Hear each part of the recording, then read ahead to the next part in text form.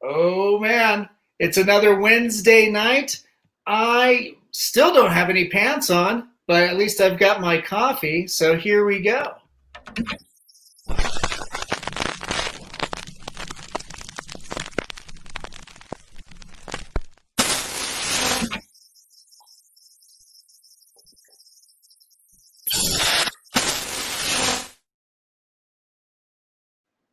This is Cofoh Live Undead. I'm your host, Daniel Crosier, and I'm here with the super talented Matthew Vinaja.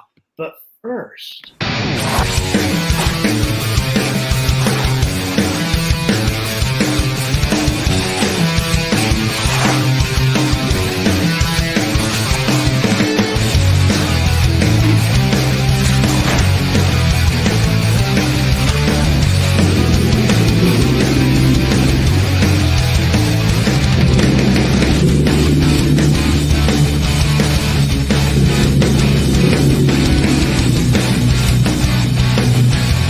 you write something on my face.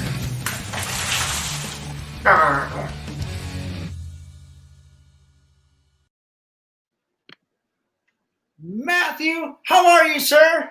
I'm good, man. How are you? I like your background. What is that, by the way? I've been trying to figure it out. It's whoa! There goes my light. Oh no! Now the mystery's solved. This is all a bunch of latex skins. Oh, So these are like little casted skulls with the Colorado, flag insignia. dig it. I dig it a lot. Yeah. That's cool. It looks like a catacombs kind of feel to it. Oh yeah, it's very warm and tender here. Perfect. Yeah. So Matthew, tell us a little bit about yourself. Who are you? Where do you come from? And how did you get into filmmaking? Uh-oh. All right. Well, I've been doing films for a little bit now. I've primarily been doing short films. A couple years ago, I put out a short called Toothless that did really, really well in the film festival circuit, followed by A Beautiful Place, starring Tony Moran from Halloween and Robert Mukes from House of Thousand Corpses, that also did really well in the circuit. Nice. I have a film that I put out this year, a short film called Vera, that's currently in the film festival circuit. So I've been doing shorts for a while now, and for about 5 years now, and I'm ready to tackle on Appetite for Sin, which is going to officially be my first feature film. Yeah. So I'm really stoked about that. Yeah, that's pretty cool. And you're working with our friends over at Sumner Twins Talent, right? With Angela and those guys. Yeah, this is my first time with Angela Joseph. We got Joseph Kelly, and I know they've been working together for a couple of years now on some projects, and so it's cool. It's cool to finally team up with them and see what we can tackle, the three of us. It's a pretty good team we've got going on here. Nice. Yeah, tell us a little bit about Appetite for Sins. What is it about? Ooh, well, it's a 80s themed Grindhouse vampire film. Oh, cool. And yeah, it's a total 80s time period. All the locations and wardrobe, the way people are talked, the way they're dressed. It's all Right. we're aiming it towards the 80s theme, and it's a total Grindhouse. I got a lot of inspiration from Quentin Tarantino's Death Proof.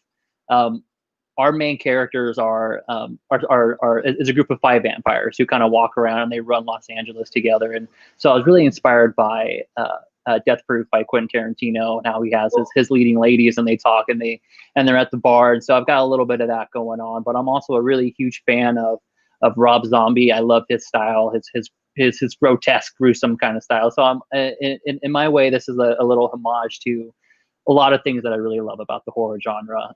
The Quentin side, the Rob Zombie side, but there's also a really big psychological aspect of it too. So we're kind of combining all three of them and trying to really make a cool 80s themed Grindhouse vampire flick, man. We got a lot of really great talent involved on this one. I'm really excited about it.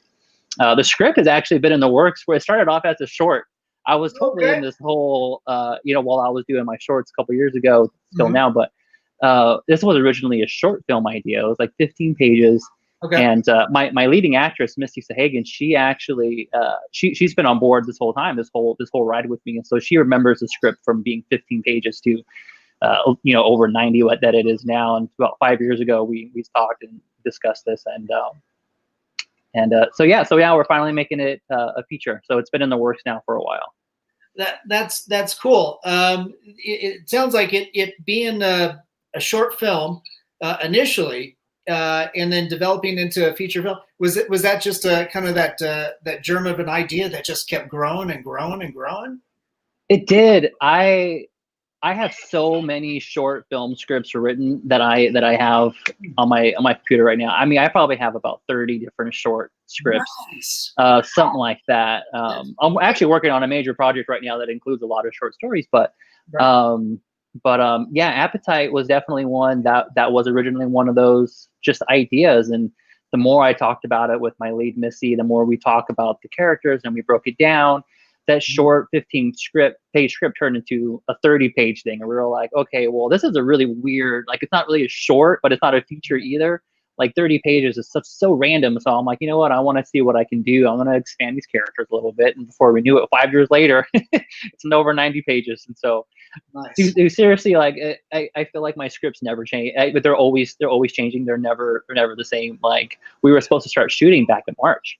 And the script that it is now was not what it was when we were supposed to shoot back in March. So we'll see if the COVID time period that allowed me to write a little more, if it helped out or not. We'll see. But I feel like if I knew Appetite was filming in 2 more years, the script would be completely different than it is right now. Like, it's always changing. So yeah, Appetite's been there for a while.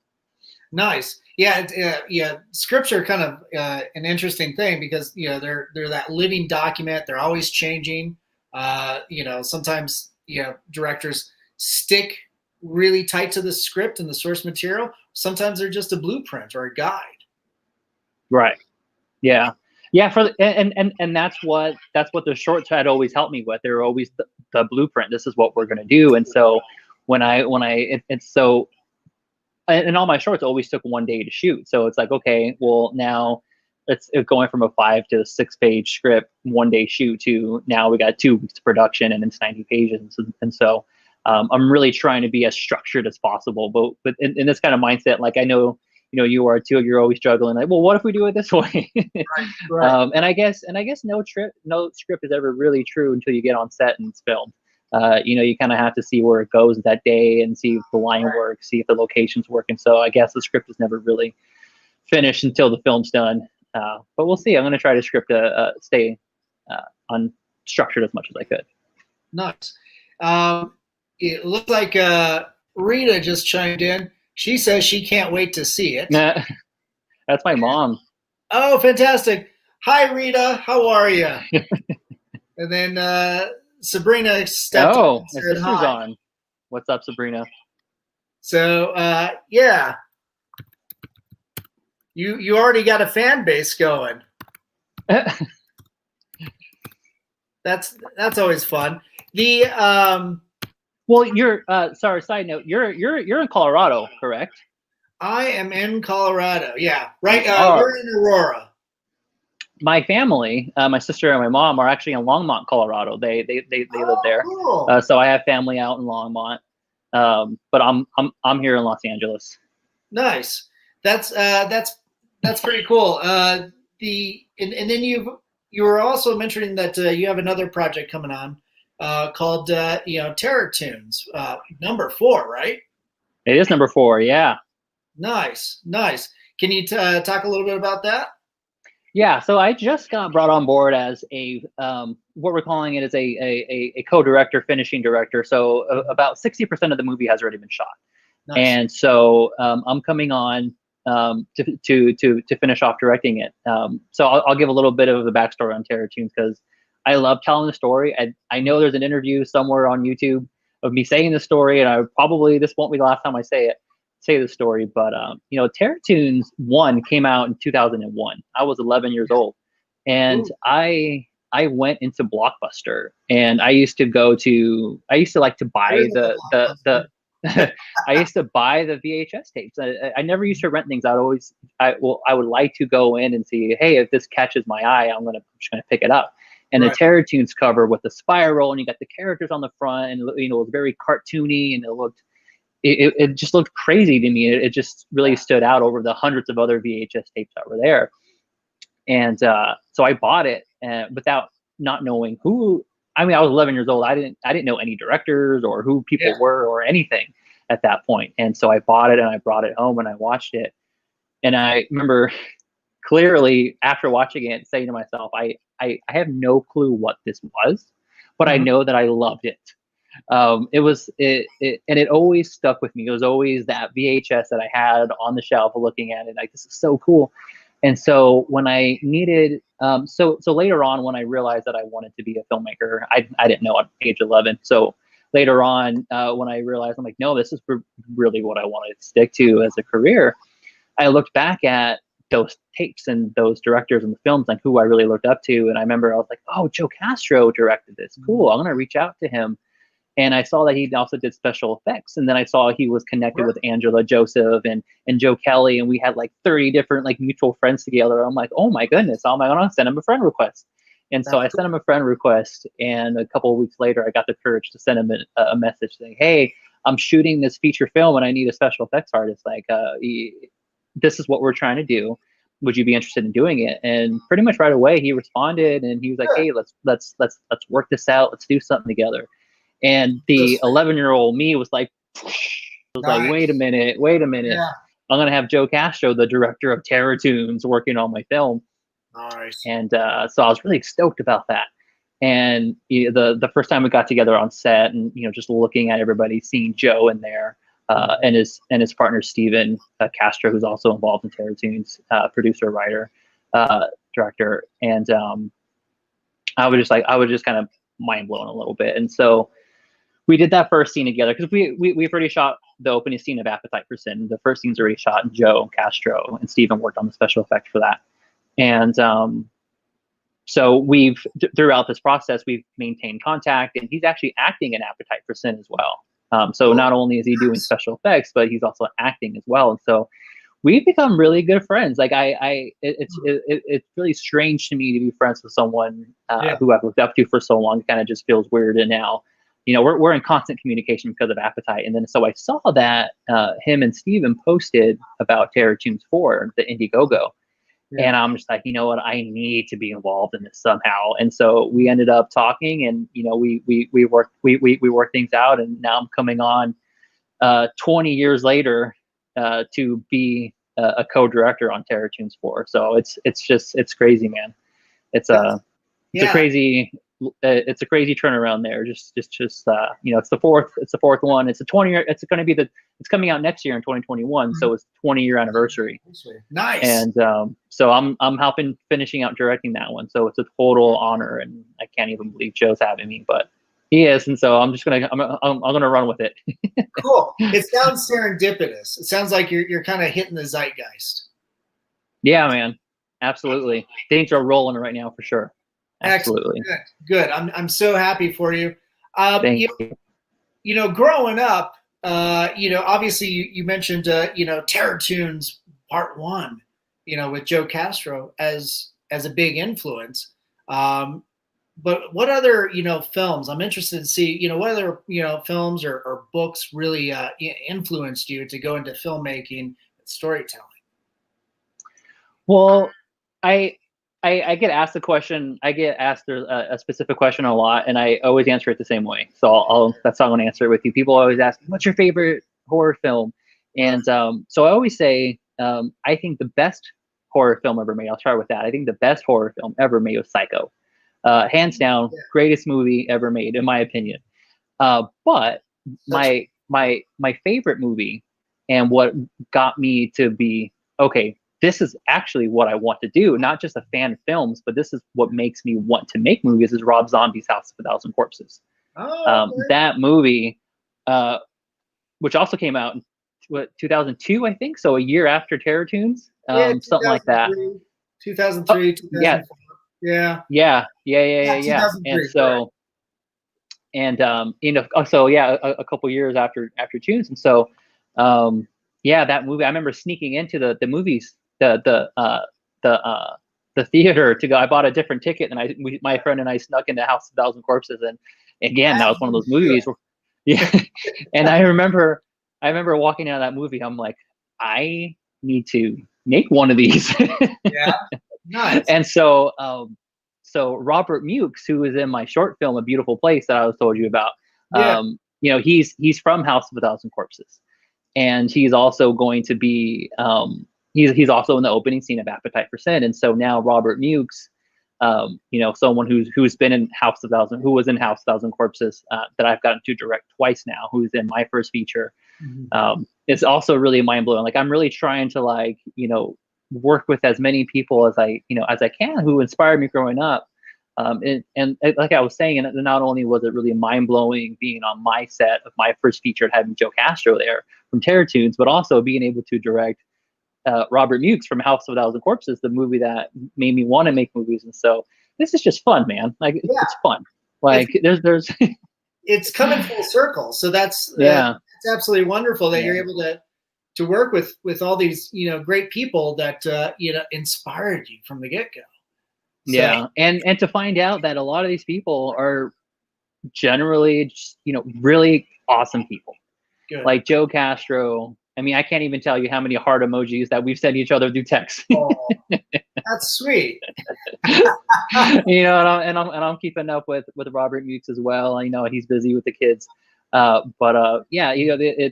just really great down to earth people, and that's who you want on your team. That's who you want. Like, you want fans, you want people who are humbled. Like Joe Castro has been doing this forever, and the fact that he's telling me that he's honored to work on my movie, how do you even know who I am? Like, how are you honored to work on this? And so but like people like that, like that's who you want on your team. That's who you want on your side. And that's how I am too. I totally lost track how many times I thank Joe Castro and Robert, for letting me, for working on my film. And so, like you said, it just comes full circle. Like, as long as everybody's, friends and humble, and like, that's who you want on your team. And that's what Joe Castro saw in me. And that's why he wanted to, let me come on to Terror Teams, which is a big honor. Yeah. Yeah. That also makes for, a wonderful, joyful experience too, creating art with friends and new friends, Right. and so much wonderful talent. Wow, you're getting a bunch of comments here. So Rob just posted, he's saying, I wish I was told that you were directing me. Guess Joe left that out. Ha ha ha. Well, it was just announced on Facebook a couple days ago. The Terror Tunes? For Terror Tunes, yeah. Right. Yeah. That and then Ian Smith here is saying, hey, it's my birthday, yay. What's up, Ian? Happy birthday, man. Happy birthday. And it looks like, Sabrina chimed in. Mom is listening. Gonna get in trouble. And your mom chimed in. Shout out from your dad. Uh-oh. So trouble. Yeah, it sounds like you got a lot of support from, a lot of family and friends, both. I do. On set and then, at home too. So that's. Yeah. And actually there is one special shout out. I'm not sure if she's here, if she's listening. And if you are, I know we had talked about it a couple days ago, my Auntie Emily, who I want to give a very special shout out to. I always, when I do stuff like this, I like to give a shout out to her because I honestly forget how old I was because I was so young. I wasn't even 10 yet. I was like 7 or 8 or something like that. And she bought me a VHS of Child's Play. Uh-huh. I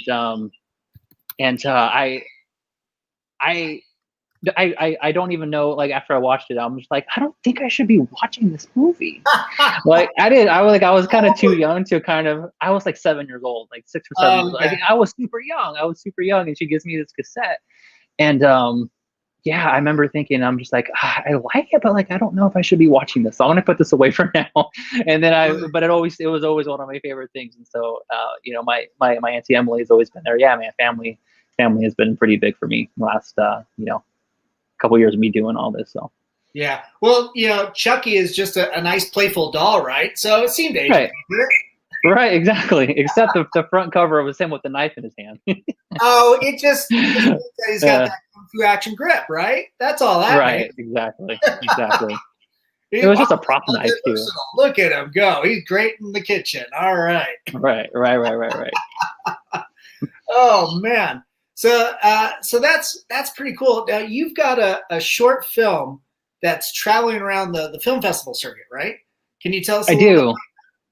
Yeah, so that short film is called Vera. It is a psychological thriller film. And, I talked earlier about Psycho has always been, in my opinion, the greatest movie ever made. And so, you know, Psycho is also a very psychological thriller movie. Yeah. And so when I knew I wanted to make Vera, I had all that in mind. And so all right, so let me kind of going all over the place now, kind of spiraling. Okay. So Vera is it's a psychological thriller. It's all in black and white. Mm-hmm. And it's fully in Russian as well. So we have subtitles on the screen. But I did this. I filmed Vera when I was let go from one of my jobs. I work in television and film production. And so, you know, when the show's over, the film's over, we're all freelance artists. So we got to keep looking for something out. So during my time when I was looking for work, I had the free time. And so I went and shot Vera with my really good friend, Gabriella, and her husband, Steven. And since I was let go, I had some free time. I knew I wanted to make a homage to Psycho. And I'm like, okay, so what's the best way to go about this? I literally every single day, I watched for 10 days straight. I watched 10 different Hitchcock movies. I watched all the documentaries, listened to the commentaries, and I just really studied him. I studied everything from angles to shots to the soundtrack to just everything. And so I totally had the Alfred Hitchcock mindset as much as I could when I was going and directing Vera. And you know, I think we did very well. I hired a composer named James Fabio, who one of his inspirations was Bernard Herrmann, who was the composer for Psycho. And so when he knew that I wanted something Psycho sounding, he was like, "Hey man, I'm the man for the job." And so he tackled it and he killed it. I remember after the premiere, I had multiple people come up to me. They were like, "Yeah, your film was pretty good, but that soundtrack though," he definitely killed it. He definitely killed it. But like everybody, it was a lot of fun. We shot it all in one day. Nice. It was one of those scripts that I had just been sitting on for a while that I knew I really wanted to do. And you know, sometimes it's really hard to write a script in just one location. And so I looked at all my scripts and I'm like, okay, what can I shoot in one day where I don't have to be traveling out to different locations in multiple days and hiring crew for multiple days? And Vera was the one that stuck. That was the one I really liked. And I sent the script over to my actress, Gabriella, and she really liked it a lot. Cool. And we went and we did it, man. We snuck into an Airbnb. I rented an Airbnb and we snuck in and we filmed it in there, but we got caught. We got caught bringing in production gear. Oh. But they just made me pay for an extra person staying in the room, so it was like a $25 fee or whatever it was. But I got really worried because we hadn't even shot the first scene yet, and I got an email. They were like, "Hey, yeah, so we see you guys carrying a bunch of production equipment into the Airbnb," and I was like, "Oh man," but it was all good. It worked out. So yeah, it's traveling right now. It's actually showing in Colorado in Longmont this Saturday. No kidding. At the Dickens Opera House in Longmont. Oh, cool. They are actually doing a screening there. They're one of the very few film festivals that are not going. Well, they're having a virtual option, but they're one of the very few that they're holding an event as well. Wow. And so it's very limited. It's down to about, I think it's 50 seats that they can fill, which I went last year. And there was, you know, at least 100, 150 people there. And so this year it's down to 50. But yeah, it's screening in Colorado this weekend. And it's going to be in Vegas in about 2 weeks. And it's it's doing pretty well. Oh, that's absolutely wonderful. That's cool. Yeah. Do you know what the film festival is? For the Colorado one, I'm sorry. Mm-hmm. Yeah. So it's Dickens. It's no, that's where it's at. Yeah. It's at sorry, let me. So everybody go to Dickens in Longmont. Oh my God, I should definitely know the answer to this. Oh, that's okay. I'm looking it up right now. Well, while you're looking that up, it seems like Vera, is another one of those ideas that really kind of stuck around pretty good.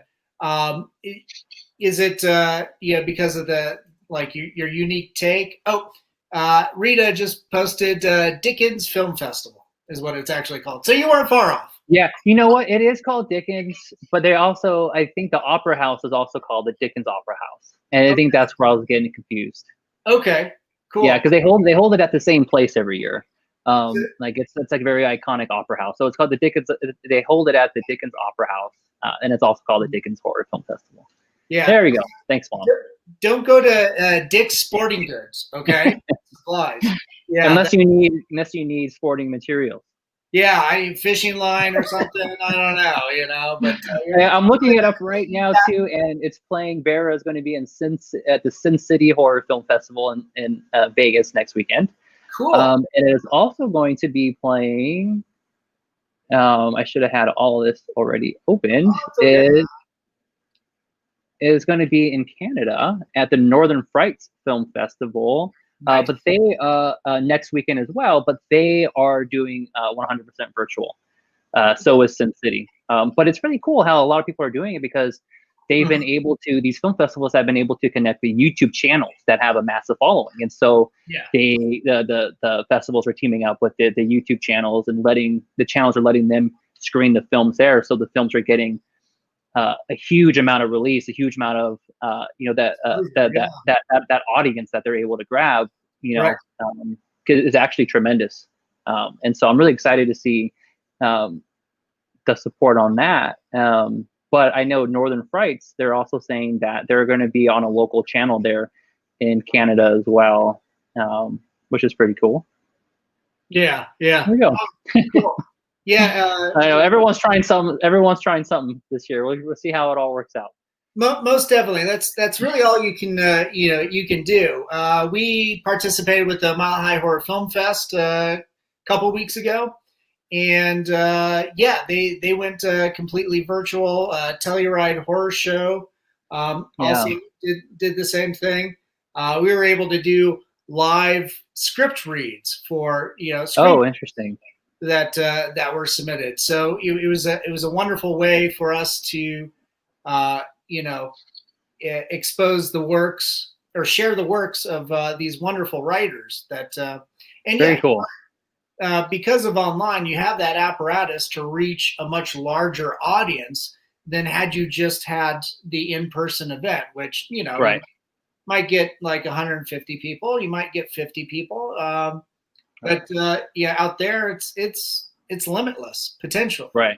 Yeah, and that's why I'm excited to see what happens with it. It could be something that's totally game changing for the indie world and the film festival world, and we'll see. Yeah, most definitely. So with something like Appetite for Sin, is like vampire and the folklore and mythology behind that. Is that something you always enjoyed? We don't really go into the backstory with these vampires. They are just here. They're in Los Angeles. Yeah. And and there's a man, his character name is Jeffrey, who's played by Ricky Herrera, who I have coming on, who's I've never worked with him before, but he seems brilliant. He is a vampire hunter. And so he's one of the very few people in Los Angeles who know that these vampires exist. And so it's basically two different vampire teams who are out to find him, but they want to capture him differently. One wants to lock him up and have him rot in a cell for the rest of his life, and the other half wants to just annihilate him. And so they're these two vampire squads are going against each other to find this man. And so who find him first and what ends up happening with him. And that's our main kind of story there. But we don't really go into at all in the script the backstory of the vampires. Why are they there? Who are they? Really too much. They're just here. They're hanging out. It's almost like it's a common thing. Vampires are in Los Angeles. When you think of LA, it's funny. Exactly. Yeah, Santa Cruz. I used to live in the Bay Area, so whenever we go to Santa Cruz, the boardwalk, we see the train tracks. We would always, wave at it. But anyway, I actually one mindset that I had for Appetite is, I've when I first knew I wanted to make it a feature film, and when it was in the short film, I didn't know which way to go with it. And because you asked that question, so what's the backstory and stuff, and so I kind of did go a direction at first about a backstory, and I felt that I was telling too much. Like I realize I'm just like, we're spending this whole movie telling why everybody is doing everything. I'm like, that is not needed. Let's just have them there. Why do we need to know where they came from and who they are, or like, you know, how do they turn into vampires? But like that stuff is great, and I'm already this is the way my mind works. I'm just like, well, if Appetite does well, like, you know, we can expand this into a sequel or a prequel, and we can go into the story, into how they, you know, how they turn into vampires, and you know, it's kind of limitless on, you know, when you start a film in a sense where you don't really know why or how or when. It just already exists. And so when you think about a part 2 or a part 3 or whatever, like you can start thinking about, you know, that kind of stuff and see how the audience takes it. And that's kind of what I'm waiting for too. Like, I'm like, I wonder if people are going to be asking those questions, or, you know, at the end. And if they are asking at the end, that's great. Cause then hopefully they'll support the Indiegogo for part 2 so they can find out. Right. Yeah. That can be one of the rewards, you know, getting that kind of response where people want to know more, or, you know, ask you questions and stuff. It's like, you know, trying to figure out, well, what these motivations are, what this backstory is what's going to happen next. Right. Good old my buddy Dino just you know, chimed in. He said, "Shame on you, Daniel. Dickens and Longmont." So I'm hoping that's a dick joke. I have no idea. So I'm sure he'll come back on and expand on that a little bit. Yeah. So you know, man, yeah, you are pretty busy, and you're still doing the freelance gigs too as the day job, editing those. Sorry, go ahead. Is it what are you doing for the freelance gigs? Is it more editing? Well, I actually, as a 9-to-5 freelance, what I, you know, how I'm, you know, kind of career-wise in that aspect, I work in post production. I'm not an editor. So I work in post as a coordinator, and so I come in and I've worked on some really great shows, man. My very first show was the Mindy Project for Hulu. So being able to work with, you know, someone like Mindy Kaling, you know, who's so nice. And the really cool thing about Mindy was about the show was, although that whole team had originated, well, a lot of them had originated from The Office. And so, you know, I'm working with editors and writers and directors who had just worked on The Office a couple of years before that. Because I came on Mindy on season 4. I worked season 4 and 5. Nice. And so, you know, coming to a team like that for my first gig was pretty. I was like, oh man, like, you're my boss, but you were just you directed the season finale of The Office. Like, what's going on here? Like, it was kind of just mind blowing. So that was pretty cool. And so I tend to try to stay in the scripted world as much as I can. I worked on Between Two Ferns with Zach Galifianakis for the Netflix movie. So I did that one, and then recently got off of ABC's Emergence, which premiered earlier this year. Well, it premiered earlier last year and wrapped earlier this year. So okay. But yeah, a lot of productions are kind of just shut down at the moment. Yeah. And so we're kind of just waiting for things to pick back up. Yeah, but for right now, you've got your own projects, you know, that are swinging into high gear now. Yeah, we start actually. Appetite production is in 3 weeks. Right. Ooh. So we are 3 weeks away of going into production for Appetite, and I'm stoked. And it's kind of a weird the way that we're doing it. It's not the conventional way of shooting a feature film, and hey, let's go shoot everything at once, and you know, we're going 2 weeks, 3 weeks, whatever it is, straight. With the nature of this film, it's very bloody, it's very gory, at times it gets very gruesome, and family oriented, yeah, exactly. Hopefully, it'll be on VHS for some 7-year-old to pick up one day and not know what he's about to watch. So with that in mind, you know, so Joe Castro is going to be doing the special effects, and so he's going to be very close and, you know, close contact. So there will be, you know, saliva at some points with the vampires biting down on necks, and so it's very close contact. And so we are actually holding off for now on filming all the special effects scenes until next year. We're looking at March or April, so hopefully, you know, maybe mid to late March, early April, to do that, because because a lot of indie films are starting back up again, and Right. so I'm watching them to see how they're doing it, to see how they're handling the special effects due to COVID and just ways around it. But having someone like Joe Castro, who's been doing this forever, he has some really good tips on how we can do it. We almost even attempted to try to do some of it now, but I just thought the best thing to do was just to hold off on it. So we're shooting 5 days, November 11th through the 15th, Okay. and then the rest of the days are TBD at the moment. But all the crews are 10 people or under. And that's one of the struggles we're having right now with finding locations. It's finding locations that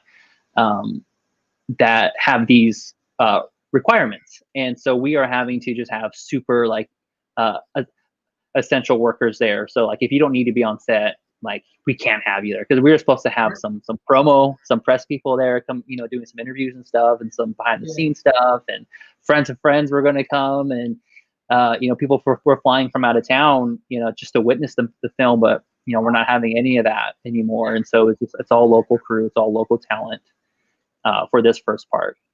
Nice. Looks like Lisa Sanchez just chimed in. She says, "I love this group." And 3 different posts. Nice. So yeah, it's a really good group that we got going on. Like I said, this is my first feature and my first time teaming up with Angela and Joe, and I didn't know the kind of group that they had formed. It's mind blowing, just like how many people are connected into this one group. I've been in this. Of course, I know a lot of people who work in the short film circuits and do that and stuff, but the team that Angela and Joe bring, and all the supporters that they have, who all come along with them too, it's really kind of mind blowing, to be honest with you. I've met so many people. I'm getting to have a lot of really great new friends of people who I'm meeting through this group, and this group is massive, and they are a really good group. And I wish a lot of them could be on set and hanging out with us, but unfortunately, conditions aren't allowing us to do that. But maybe next year. Yeah, they got to stay out in the parking lot, unfortunately. In the car. They do. They got to stay in the car. Yeah.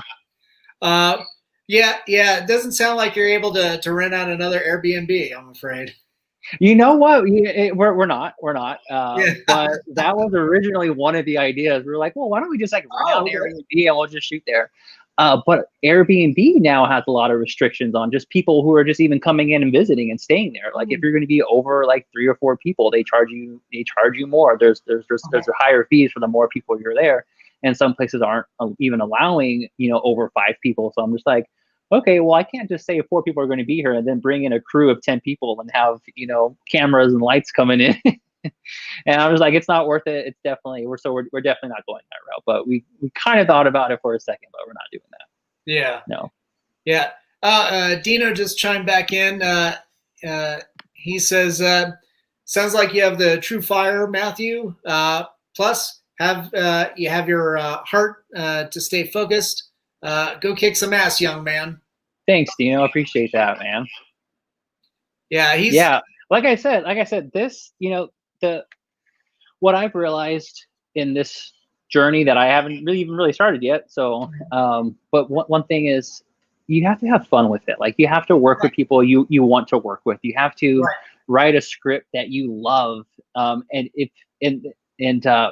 Everything I've ever directed so far has been something that I've written. It's because I have a true attachment to it. It's a passion project, and I love it. So Terror Tunes is this going to be the first time that I'm directing something that I didn't write. And so but I know it so well though, because I know Terror Tunes 1 by heart. I know that movie. I know the characters, and I've seen part 2, and I know part 3, and so I know the story. I know the characters, but I've actually questioned myself before. I'm like, would I ever direct something that I didn't write? And then the first opportunity that came up, something like this, I'm like, yes, I can. Yes, I do want to do that. There's nothing like that baptism by fire, it might not be something that you wrote or you created, but it's like the opportunity presents itself. It's sink or swim time. So right. And have fun with it. And then going back to something with Appetite for Sin, if you don't love the material that you're creating and you can't convey that, how do you expect anybody else to be able to back you up and jump in with you? Right. Right. I mean, I love all this stuff so much that, I'm the one, like, whenever, if you ever see, like, like teasers or promos out there, like, I'm the one who's like putting it together, all the promo stuff. Like, I'm running everything on this thing. I'm just like, let me do everything. And so that's why, when I first teamed up with Joe and Angela, I was very excited, but it was hard to let go of some stuff. Right. I'm like, okay, here you go. I've never allowed, like I said, this is my first feature, first time I've teamed up with a team like this. And so, it was definitely a struggle at first, but then I started to just realize, I'm like, no, like, this is what the filmmaking process is about making these teams and these relationships. And so, these people have your back 100%. At first, it could be very hard to let go. Like, on all my short films, I've always, had say on everything. And, this is how it's going to be, this is how it's at. So when you're on a team, it's definitely a lot different. It's a total change of mindset. But once you wrap your head around it, it's awesome. It's really cool on what other people can bring with their experience. For sure. Yeah. It's wonderful. Like, figuring out that team dynamic, that group collaboration, and everybody's, I mean, it quite literally, when it comes to filmmaking, takes a village. It's just sad when you have to burn sets down. Just kidding. Actually, you are out in LA. What a terrible segue, but how are you guys doing with all the fires and the smokes? Are you guys okay?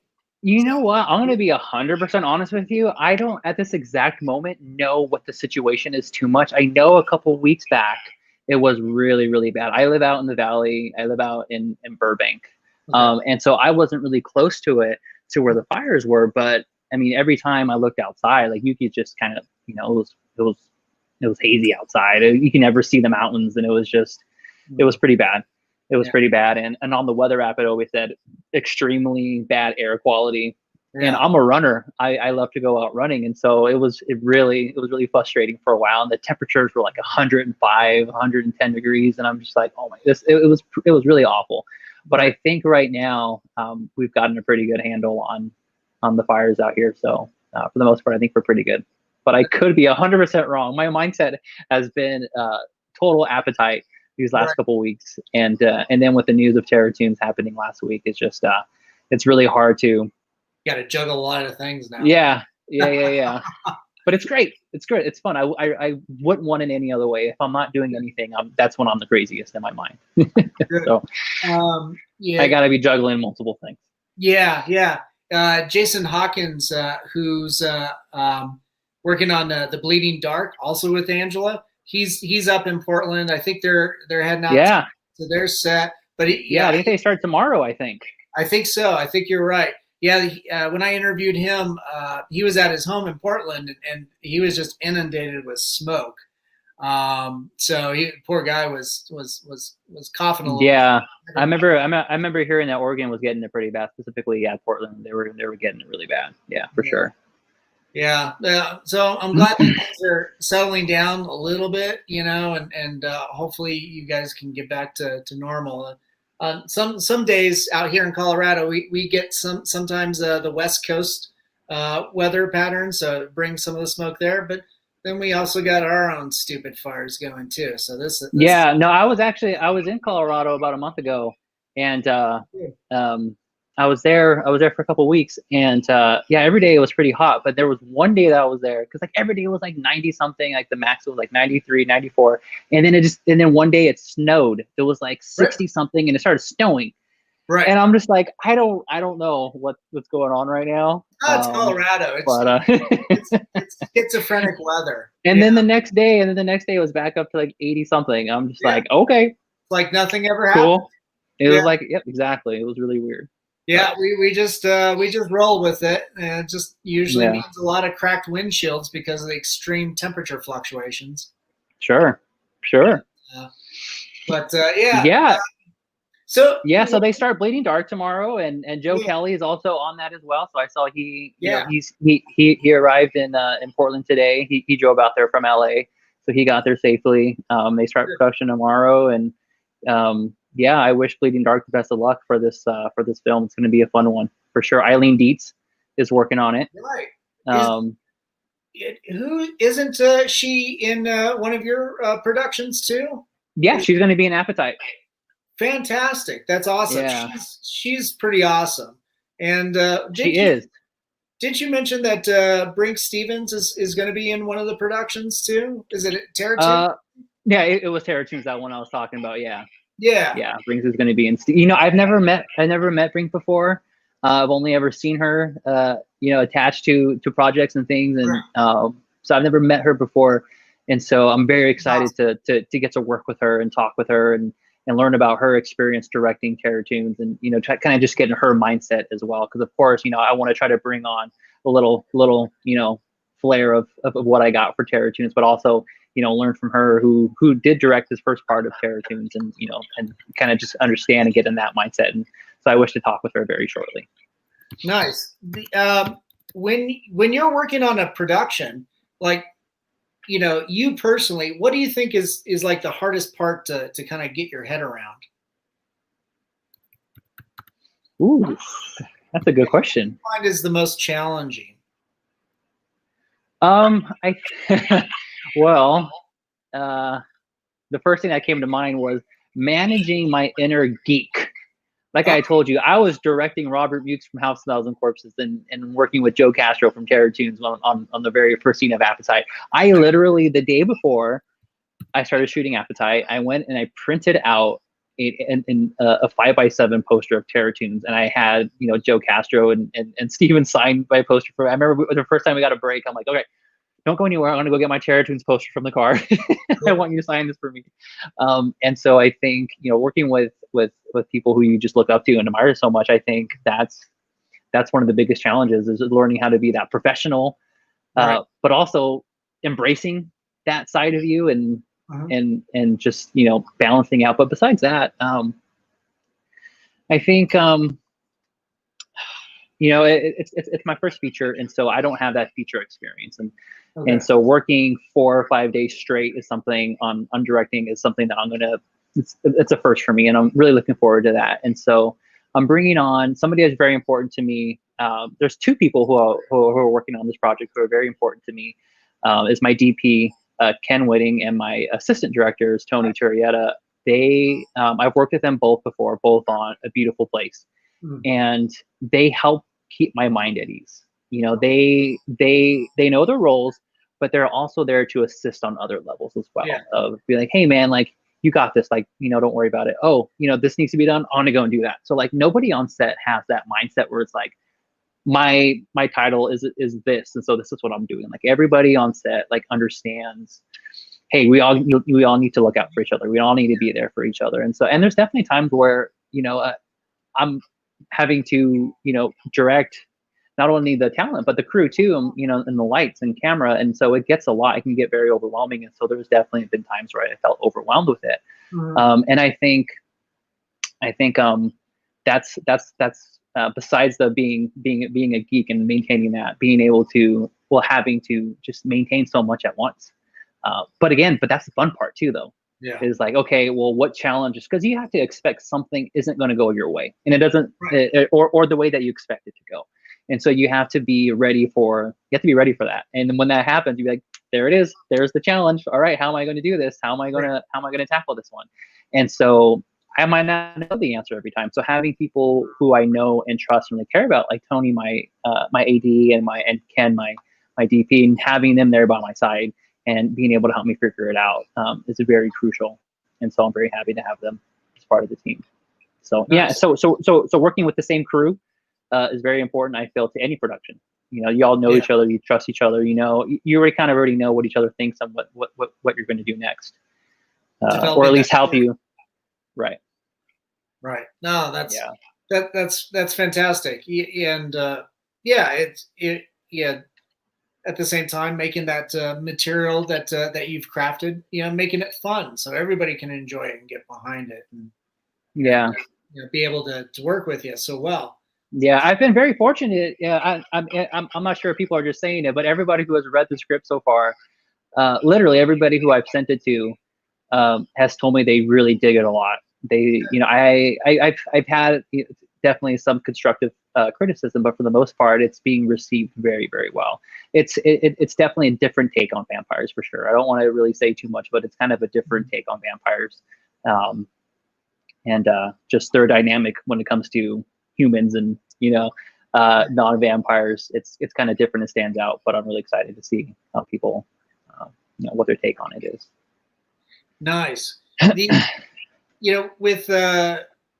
it being COVID and you having to work with a smaller crew and everything, it seems like independent filmmaking, like this is a perfect opportunity for them, in the sense that with a smaller crew, you can really control a little bit better who comes in, who goes out, controlling everybody's safety. But still being able to create art. You look at like larger productions, feature film, Hollywood productions, you might have a crew of 100. How the hell are you going to social distance? Right. Yeah. But in this world, you're able to do a lot with very limited resources because of the situation. Right. So I think that's a wonderful thing that this situation, even though it's got a lot of restraints, a lot of strings because of it, it presents a few more opportunities while the big sleeping giant is still asleep, so to speak. Right. And actually, so that reminded me. So you talk about being smaller sets and sets of like hundreds of people and sets to down to 10 like ours is. As much as we want, when I originally thought we were going to be filming this, people were going to be coming on set and hanging out, and we were going to have friends of friends coming and press coming to come take pictures and do interviews and stuff. Like, I think there is a major part of me that is actually a little bit relieved that a lot of that is not happening, because as this is my first time feature, I think kind of the more going on outside of the actual filming and directing, all the side stuff, like having to worry about how many people are, who's doing what, or who's hanging out where, are people taking photos when they shouldn't be taking photos, or having to quiet on set, like people talking, and just like being able to have a smaller crew. I actually think it's bringing me a little bit more comfort knowing that there's not going to be as many distractions, there's not going to be as many people who I'm going to want to talk to. So this is really going to make us really just focus. I think the focus part is going to help it out a lot, actually. Yeah. Nice. Yeah. It makes it that much easier for you to focus on the production, the actors, and the storytelling, the craft. Yeah. That's wonderful.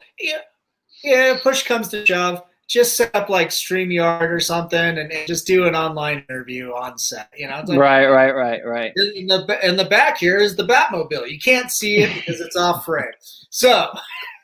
Right. No. I actually have. There was a few people who reached out who didn't want to come to set and do interviews and stuff, and I've been in contact with them, and we're just going to do it virtually when we're not filming. Nice. It's okay. Yeah. We're just figuring it all out as it comes along. But I would like to kind of take a moment to talk about some of the cast that we have coming on to Appetite, kind of give them a little bit of a shout out too. I'm really excited. We have some great talent on this. We have a lot of people involved. So if I miss you, I'm so sorry. But it's just some of the main characters that I really want to talk about is Missy Sahagan, my lead. She is a up and coming actress who's going to kill it. Like this is her first time acting role. She hasn't done a feature before. I haven't done a feature before, so I find comfort in my lead. We have that, and we've been friends for a long time. But I've always seen something in her. I'm just like, I know that you can do this. Like, you have that acting. Like I know you have it, and so we're working together on that. Ricky Herrera, who I said is our leading male. I'm not too familiar with his work, but he sent in an audition video, and he just nailed it. I'm really excited to work with him. Ricky Herrera is going to be great. Eva Hamilton is coming in. She's one of the leads. We just announced Devani Pinn is working on the film. And Joe Castro is acting on it, and Eileen Dietz from The Exorcist is on it, which is cool. Ari Lehman from Friday the 13th is working on it. Sean Whalen is on it. Robert Mukes is on it. So we got a lot of really great talent, and a lot of great. We got a ton of people. That's absolutely wonderful. Sounds like you've got a wonderful cast. You've got great support, good crew. You're ready to rock this right out of the park. I'm ready, man. I am. Nice. I bet you're ready. got a lot of energy, a little bit of anxiety. You're like, let's go. Yeah. Well, it's so weird. Like, we were supposed to shoot this back in March. Right. And so I went to this roller coaster of like, okay, I was in that mode. I'm like, yes, let's go. Mm-hmm. And then I think it was less than 2 weeks before we start, we got shut down. Mm-hmm. And then so I went from here to just down and exploding. And I was just in the dumps, and I'm like, I don't know if this will ever happen now. Poor me. But now that, we finally have been able to figure out a way to film this safely, and we figured out how we're going to have to film the vampire stuff separately and kind of hold off on till the time is right. We have a game plan. So now I'm right back in that. All right, let's go. We got less than a month. We got 3 weeks. And so as it's getting closer, I'm getting more nervous and excited. But yeah, man, I'm ready for it for sure. I've been waiting. I mean, it's my first feature. I've been waiting my whole life for this. So we gotta go. That's wonderful. Hey, Matthew, we're just about ready to wrap up. Where can people follow you and follow the progress on Appetite for Sin and Terror Tunes? Yeah, so Appetite for Sin is we have a Facebook page for it. It's just Appetite for Sin. We're on Instagram, Appetite for Sin. And I know for Terror Tunes, I'm not sure about an Instagram account for Terror Tunes, but I know that they have Joe Castro and Steven have set up a Facebook account for Terror Tunes 1, 2, 3, and 4.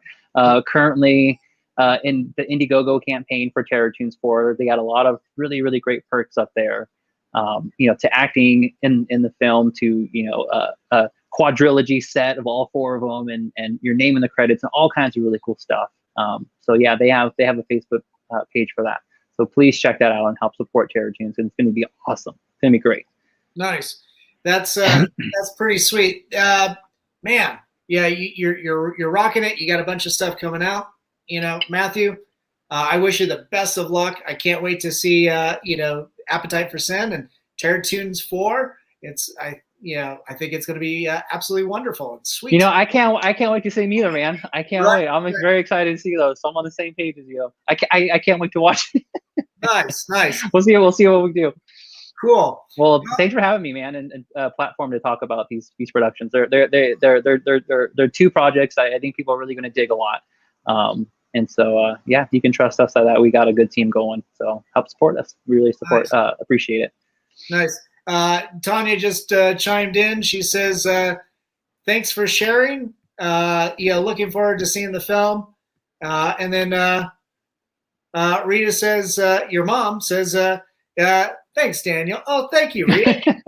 This was great. So cool. Well, yeah, thank you, Daniel. Yeah, Matthew, thanks for coming on to the show. It was great having you here. Hopefully we can talk to you again soon.